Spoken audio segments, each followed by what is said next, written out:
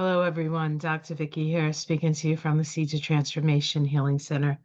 It's time for Taroscopes again. I'm going to be doing the Taroscope for the sign of Pisces. That's Pisces Sun, Pisces Moon, Pisces Rising for the month of July 2025. Before I get started, I want to welcome my new subscribers. Welcome to this wonderful community of like-minded souls. I think you're going to like it here. For my tried and true who have been with me for years, thank you so much for your continued support. It really does mean the world to me. To my patrons on Patreon, thank you so much for your continued support as well. There's more fun to come, more things coming your way.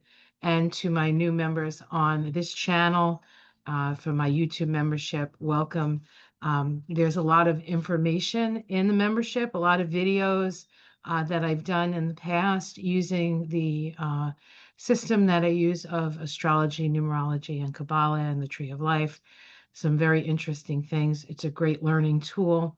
And there'll be more new ones coming out. Also, um, I'm going to be setting up a live for my members. So you can keep your eyes peeled for that.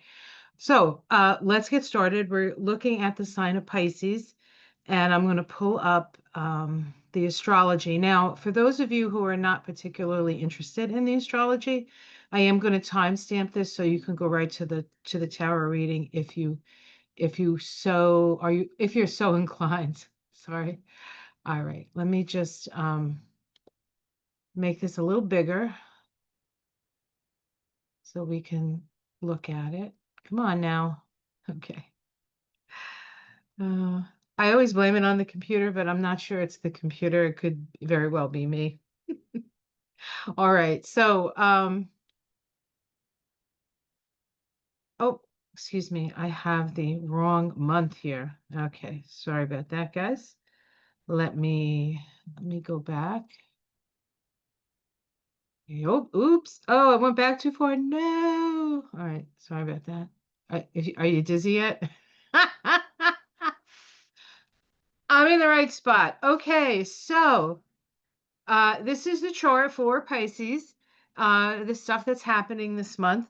And if you notice that on the right side here, I have a picture of the Tower card in the tarot. I put that there because July is the 7th month, and we're in a 9 universal year. And so when you add 7 and 9 together, you get a 16. So this is the specific energy for July. July is the energy of the Tower. The Tower is kind of a scary card, but it is a card about all the falseness sort of coming down, all the facades crumbling, for you to see what is really there. What is really there. And the 7 as a base number for the 16-7 is the vibration of know thyself. And so this process of the Tower really does help us to understand who we are on the inside, right? And it's on the inside that counts. The outer stuff we can use to project ourselves out there, but if it's not truly who we are, um, we can have these tower moments. And so the more aligned you are with your own sort of core, the easier it is to move through these tower moments because you're not trying to be anybody but yourself. Okay. Um, and I do want to point this out, and I haven't pointed this out in anybody else in any of the other videos really, to say that this 16-7 vibration is the soul vibration of the 47th president of the US. I don't like to mention his name. It's like Voldemort. Don't mention the name, right? But one thing you can say is that, I mean, he lies like a rug, but besides that, he is who he is, purely who he is. He pretends, he draws people in, and then he does what he always does, throw them under the bus. So there is a certain understanding of self here for him. Now, of course, I wouldn't say that he's necessarily connected to his spiritual core. I'm not sure he's aware of a spiritual core, but I might not be the best judge of that. Okay, so off the subject, and I apologize for anybody who I just upset by even mentioning the guy's name. I have gotten feedback about that, so I'm gonna no more on that. Okay, so you can see that the majority of the planetary action this month is sort of in the lower part of the tree, excuse me, the lower part of the chart here. We have the sun starting in Cancer. For you Pisces, Cancer is your fifth house of creativity, creative self-expression, luck, romance, and children. So there can be um, uh, a what do I want to say? A focus, a focus. The sun focuses, right? The sun focuses its rays, and so there'd be a focus on those issues for you. So that's nice to, the sun in the house of fun, fun in the sun, right? We also have Jupiter there. Jupiter just moved there last month on the 9th of June. And Jupiter's going to be there for a year. It's an expansive energy, so it will expand all those things. It could expand your luck, it could expand your family, it could expand your fun. Um, the fifth house is also taking chances, gambling. And with Jupiter there, uh, you could win big, but it's mostly when Jupiter's there, it's easy come, easy go. So you do have to, you might feel luckier than you actually are, and you don't want to put yourself in any more debt than you need to. But you certainly can enjoy Jupiter in that place. And Jupiter is exalted in Cancer, so that's nice. And Jupiter is also connected to as the original ruler of your sign. The classical ruler of your sign is Jupiter, and it's in a fellow water sign. So there's a lot of resonance with that Jupiter. So that's really good. And of course, it can increase your creativity as well. And as a Pisces, you're already a super creative soul. The sun then on the 22nd will move into the sign of Leo. Now, this is a little different energy. Leo is your house of health. And so there'll be perhaps a focus on your health. Leo is the heart. So, heart health right there. We also have Mercury in Leo this month, all month. It's in Mercury. In fact, all this month, and I believe all next month as well. But this month, the first part of the month, it's moving through Leo direct on the 18th. It stations retrograde and then starts moving backwards. So there can be some progress, and then you'll have to review. In health, right? There could be, you're being treated for something else, and then maybe it's not working quite well, and they have to back up and go over what they've done before. That could also apply to your work because the sixth house is the house of work, whereas the 10th house is the house of career. This is how you're seen in the outer world, but this is where you do all your work in the sixth house. We also have a new moon in Leo there. Now, the new moon happens at the end of the month. The new moon is happening on the I want to say the 23rd. It's right after the sun moves in. It's either the 23rd or the 24th. Let me look here. It is the 24th. So the new moon is on the 24th. We also have, and the new moon is at 3 degrees of Leo. We have a trine of the sun to Saturn that day as well, and a trine of the sun to Neptune. So this new moon is trining both Saturn and Neptune. Saturn and Neptune in your second house now. They both just moved into Aries. Saturn is going to be there until September 1st, and Neptune, I can't remember how long Neptune is there, but not too long. Neptune is dipping its toe into Aries. Saturn is dipping its toe into Aries. They will both go back into Pisces, finish up in Pisces, and then move into Aries next year, where they actually make a conjunction at the first degree of Aries, which is a very powerful world point. It's in your house of values and resources. It can be a very powerful starting point. But at this point, with these two planets, in what I would call it's part of a 36-year cycle that's coming to an end. So anything that was started 36 years ago, say 1989, is coming to its end. And we're going to start a whole new cycle with Saturn and Neptune come February 2026. So even though they're in the signs of beginnings, Aries, it is there's a certain amount of courage it needs to take for you to be willing to let go of some things. Like you're being shown what needs to be let go of and the possibilities for the future. Once everything moves back into Pisces, I think that's really when we do actually let go and then face a whole new world come 2026. And 2026 is actually a 10-1 year numerologically, and that's the wheel of fortune. That's the change energy. So definitely what we're experiencing now in 2026 is there's a whole new it's a whole new world really. Um but I do want to, I said all of that.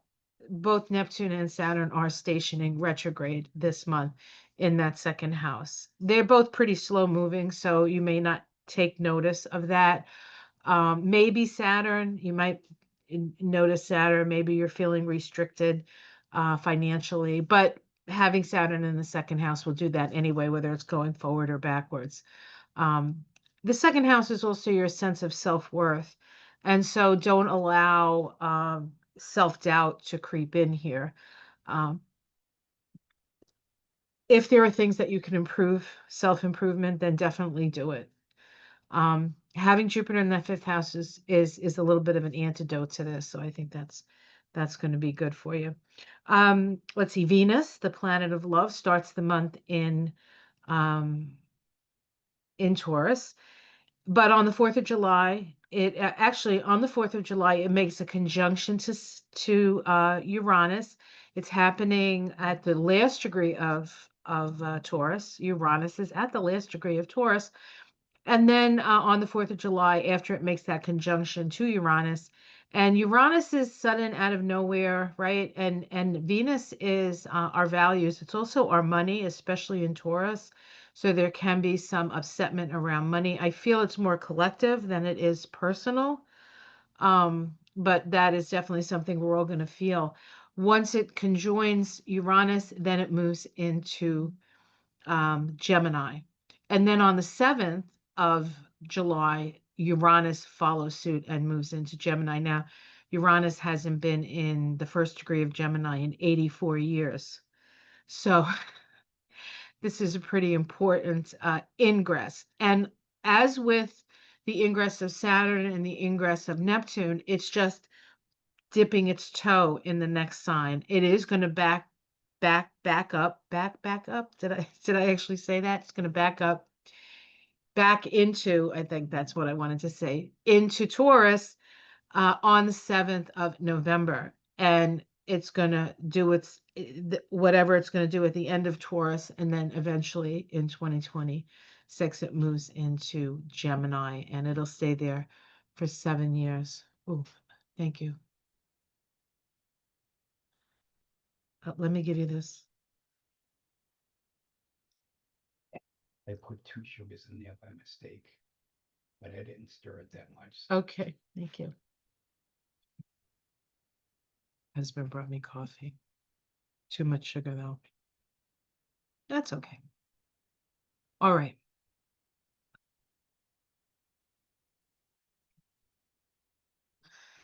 I know I didn't cover everything. Okay, Pluto in Aquarius now for the next 18 years, sitting in that 12th house. There'll be things to talk about with that. We do have a Pluto, I believe a Pluto Sun opposition. Is that happening this month? Yes, Pluto and the Sun are going to oppose each other on the 25th. That week is going to be very active. I can't say that there is a single week in 2025 that isn't crazy active and completely transformational. So if you want to pick a week, pick any week because they're all pretty much doing the same thing just from different perspectives. It's like we're getting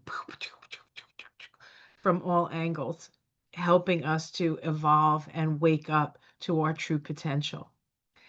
Mars spends the month in Virgo, and That's your seventh house. So Mars in Virgo is analytical. It can be a little persnickety. You might find yourself a little bit more um, critical of your partners, whether they be marriage partners or business partners. It's also the house of open enemies, so there can be a kerfuffle with somebody that you feel like you're anti against, right? Um, Pisces generally not all that judgmental, which, or unless, well, some Pisces are very judgmental. Those ones that are sort of stuck in the past and like all the religiosity stuff and some of the fundamentalist stuff. uh, Pisces Pisces can be the best or the worst in people, really. But I know I'm talking to Pisces who are the best, so generally not all that critical.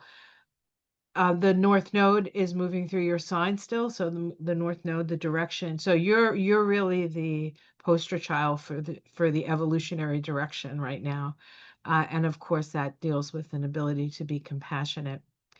I talked about the new moon, but we also have a full moon. The full moon is happening on the 11th. It's at 19 degrees of Capricorn with the sun at 19 degrees of Cancer. This is the axis of love for you. So with Jupiter and the sun and the full moon, you know, maybe a little romantic dalliance, or is that how you say it? That's a possibility. So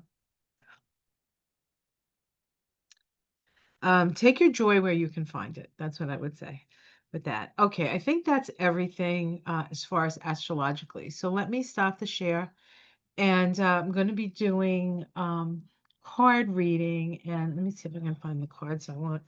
I don't think that's it. Nope. I have the cards right here. I just have to open the right bag. Here it is. This is one of the bags that Ona made me for my cards. She does beautiful work. I know she's got some purses and she's looking to sell, I believe. Okay. All right. All right. Let's see. This is the tarot, sorry, the tarot of transformation. Oh my goodness. I think I know how to speak. This is a lovely deck. I've had it for years. I got this on special. You know how you go to the special and this was on sale and I was like, "Oh, I love a sale." And it ended up being and sometimes you get stuff on sale that you're like, "Did I really need that?" But this one I really got a lot of use out of. All right. All right. So, what does Pisces need to be aware of? Ah, goodness gracious, they're jumping out of my hands. I guess that wants to be on top. Okay. We have the nine. This is the Hermit card in this deck. It's called the Crone. This is about wisdom, the wisdom of the elders. This can also be about the wisdom of those who have passed. So you might feel more connected than usual, which is kind of hard because you're pretty connected all the same to the loved ones who have passed to the other side. This is really a spiritual card. This could be also a spiritual guide that is helping and aiding you through wisdom that they and you have accrued over lifetimes to navigate this, this tower moment. Uh, what is uh, what is I'm sorry. What is challenging that is the Five of Wands here. It's called freedom of expression. Um, you have a lot of wisdom, and your challenge is how to speak the wisdom. It's a challenging time to speak up at this time because there are plenty of people who don't want to hear. Well, there are plenty of people who do want to hear what you have to say, but the people in charge don't necessarily want people to be either informed, enlightened, right, anti-woke, all of that stuff. So the challenge is, how do I freely express myself and kind of stay safe? You can see that this person is sort of on top of either a flower, or maybe that's it even almost looks like a water spout, right? And they're juggling and they're trying to keep their balance. and they're trying to keep all the balls in the air. So you might find yourself feeling like you're a juggler right now. Underneath it all is the Six of Cups. This is it's called sharing support. This is a reminder, and something you need to take to heart is that you're not alone in this. If you notice that even the crone card, which is the hermit card in other decks, usually only has one person, right? It has the hermit standing on the mountain. But here we have three. We have two people, and we have the spirit that's sort of overseeing them. And so both of these cards are dealing with you're not alone in this, and you need to find people who resonate at the same vibrational level as you. You don't have to have all the balls in the air and do it all by yourself. So that's what the root of this is. Probably maybe the root is asking for help. Asking for you would give it. You know you would. So why not ask for it? In the past, we have the magician. So you have an idea of what you want to manifest. You have all the tools necessary. You've actually put out an intention. You've put out an intention. Let's see what's in the sky. Ah, I love this card. This is the Three of Pentacles. It's called Integrated Work. This is about finding the thing that brings you the most joy. What should I do for work? How should I spend my time? The question needs to be, what fills my heart? What makes me feel like I'm contributing to the best of my ability? That's the work. That's the work. And so Spirit is saying, do what you're good at. Do what you're good at. The immediate future, we have the Four of Pentacles here, or the Four of Discs, called manifesting home. Manifesting home.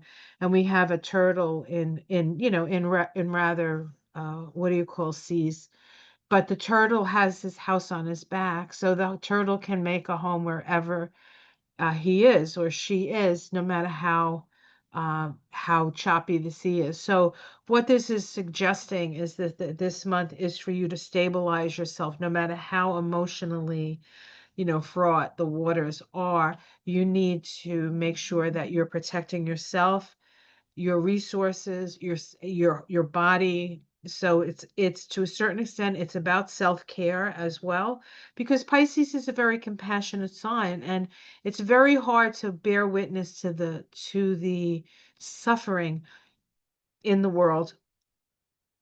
And point of fact, Pisces doesn't even have to pay attention because they feel it.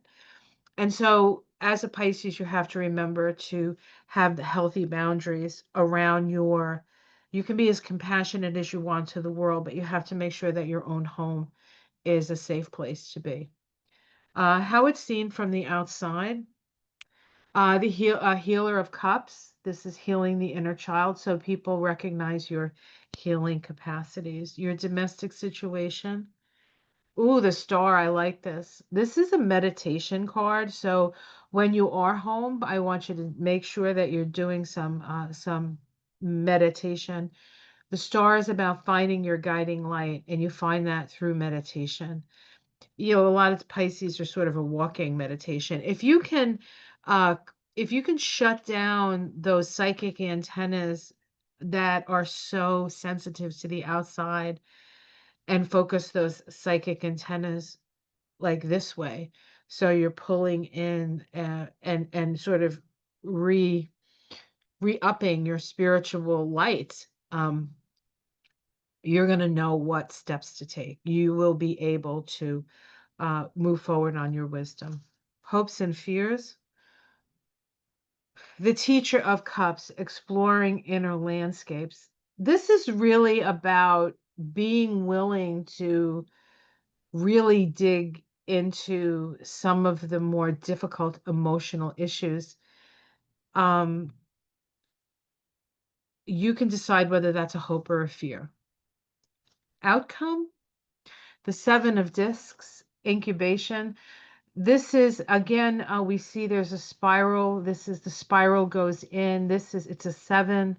Seven is about evaluation. It's very internally oriented, and it deals with pentacles or discs, which can be money, but it's your physical body, it's your values, it's what you stand on. And so um what this month is going to do for you is it's going to help you understand your own worth and your own value. Let me see if we can get a major arcana. We have the Three of Swords moving towards freedom. So there can be some upsetments. If there's breaking in relationships, understand that it's freeing you up for something better. The Server of Wands, transmitter of light. This is the energy, bringing the energy in, right? Bringing the energy of spirit down through your chakras, down into your feet, and then out into the world. And let's see, one more. And we have the Devil. So the devil is anything that keeps you from your light. It can be addictions. Okay. So if you do have addiction problems, and Pisces is kind of known for addiction, mostly because Pisces don't, they're so sensitive that it's hard to be here very often for Pisces. And sometimes they use, substances and the like to dull the pain. But unfortunately, then the substance takes over, right? So the devil as the last card, I think is asking you to evaluate if you have an addiction issue to deal with it, right? But it also deals with whatever's keeping you from the light is what you need to let go of. So if it's a relationship that's keeping you from the light, you need to let go of it. Remember, the south node of the moon is in Virgo, and that is your seventh house. Do you have relationships that are super critical to you? Do they make you feel bad about yourself? Do they erode if you don't have relationships that help support your sense of self, then that's not the relationship for you. Okay, let's see what's underneath it. We have the Four of Swords, which is rest and the stabilization of the mind. So again, there's a lot of energy here about being more internally oriented, almost like you have to ignore what's going on in the outer worlds in order to move through this time. Okay, let's see what else. The Eight of Cups, human doing. This is about evaluating the things that you do that are not spiritually satisfying for you. Again, moving away from things that drain you instead of fulfill you. And then passion and play, the teacher of discs. This is about fun, play, dance. So what I would say here is that you need to separate yourself from the chaos that's all around you. Evaluate how best to like what makes me happy, what do I need to do to make me happy, and then have a little fun. Definitely passionate play is to have some fun, to be like the kitty cat, right? To slink around or to dance or whatever it is that makes you and be in your body, right? Be in your body, because Pisces has a tendency to, right? It's like it's too hard here. And you need, because of your sensitivity, I think you really need to pay attention to your vessel this month, both on a physical, a mental, emotional, and spiritual level. Okay. All right. So next thing we're going to do is we're going to pull a animal oracle card as soon as I remove all the cards off my computer. I do it right on top of my computer, which is the wrong thing to do, but that's the way it's set up here. I do not have the best setup. Okay. So let me find, oh, here they are. So I'm using as the oracle deck this month, the Spirit Animal Oracle by Colette Baron Reed. It's really a great deck. It's the same deck that Ona uses with giblets on Sunday mornings when we have time out with Jibs. All right. Let's do a good shuffle here. Oops.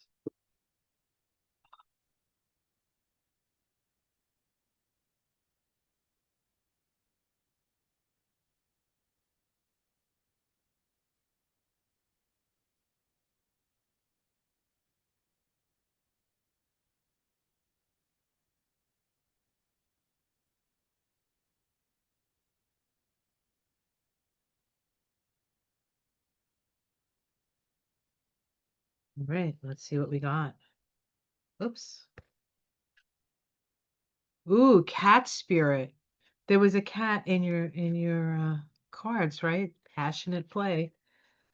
Cat spirit. So of course cats are independent. There's the cat, right? So we have two cats in your reading. Cats are very independent, they're very playful, and they're pretty ferocious.